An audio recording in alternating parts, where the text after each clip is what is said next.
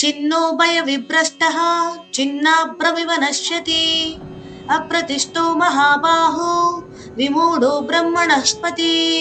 పద అర్థం చూద్దాం రండి. కచ్చిత్ ఏమో ఎక్కడైనా, నా కాదా, ఉభయ విభ్రష్ట రెండు వైపుల నుండి భ్రష్టుడైన వాడు, చిన్న అభ్రం ఇవ తెగిపోయిన మేఘంలాగా, నశ్యతి నశించిపోతాడా, అప్రతిష్ట ఎక్కడ స్థిరత్వం లేనివాడు, మహాబాహో ఓ మహాబాహువా, విమూఢ అయోమయంలో పడినవాడు, బ్రహ్మణస్పతి బ్రహ్మాన్ని పొందే మార్గంలో. ఇప్పుడు తాత్పర్యం చెప్తానండి.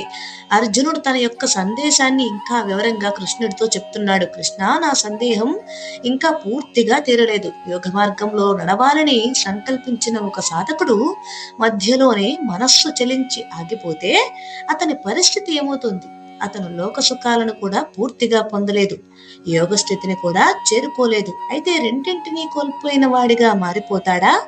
ఆకాశంలో ఒక మేఘం పెద్ద మేఘ సమూహం నుండి విడిపోయిన తరువాత ఏ దిశలోనూ చేరకుండా క్రమంగా చెదిరిపోయినట్లుగా ఆ సాధకుడు కూడా ఏ లక్ష్యాన్ని చేరుకోకుండా జీవితంలో నిలకడ కోల్పోయి నశించిపోతాడా? ఓ మహాబాహువా, బ్రహ్మాన్ని పొందే మార్గంలో నడుస్తూ మధ్యలోనే ఆగిపోయిన వాడు చివరికి ఏ ఆధారం లేకుండా అయోమయంలో మిగిలిపోతాడా? ఇదే నా సందేహం కృష్ణ అని అర్జునుడు కృష్ణుడితో వివరిస్తున్నాడు. హరే కృష్ణ.